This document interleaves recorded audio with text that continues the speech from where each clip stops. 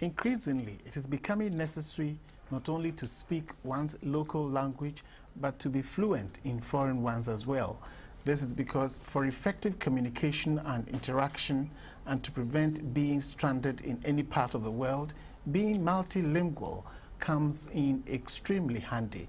In the case of Ghana, being surrounded by French-speaking countries makes the need to speak the language even more pressing.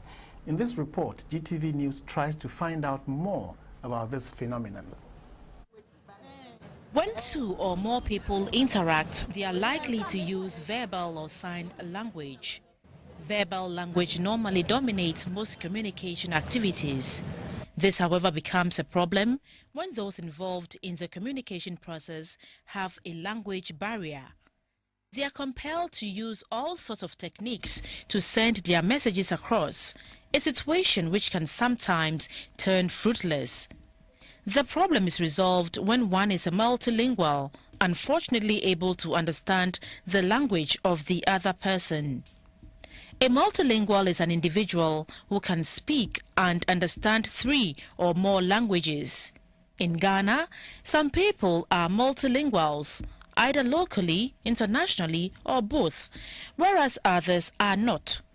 Many are therefore of the view that having knowledge of different languages is advantageous, especially in the corporate world. On the international front, Ghana is surrounded by French-speaking countries, yet a small percentage of the population is able to speak and understand French. This puts most Ghanaians at a disadvantage, because the level of English proficiency of most French-speaking nationals in the sub-region far outweighs the French proficiency of English-speaking nationals. The good news, however, is that most Ghanaian students studying foreign languages opt for French more often than the other international languages. Mr. Samuel Kofi is a French lecturer at the Ghana Institute of Journalism. When you look at the geographical situation of Ghana, I think French should be paramount. Nevertheless, people also can learn Spanish, German, Italian languages, and so on and so forth. Even Chinese today, has become a very important language.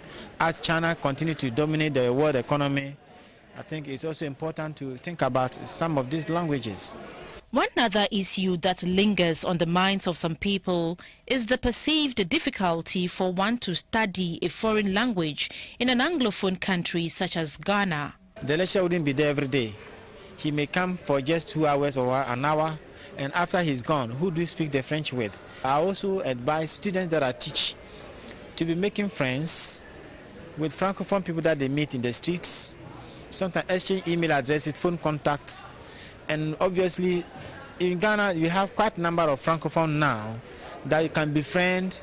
And occasionally, you make him your sincere friend. You can visit him, you take them to church, they become part and parcel of you. Then you can study the language very well. While a section of students give priority to study other languages to enhance their job opportunities in future, others are not bothered. This, according to them, can be done later after acquiring professional skills. As a communicator, it's quite indispensable, for you to speak more than a language, because you surely find yourself in any environment. It could be in an Anglophone country, it could be in a Francophone country, and you're definitely going to express yourself. As a journalist, when you study other language and you go outside, you get more opportunities, because the English only limits you to only English-speaking countries. So that's the more reason why I'm studying French. With respect to career opportunities in terms of securing jobs, one can be at a disadvantage. And also, if you travel to these foreign countries and you are unable to speak their local languages, when conducting businesses with them, at least you will be at a disadvantage. Until a firm language policy is put in place and implemented, multilingualism may continue to be a choice of the individual.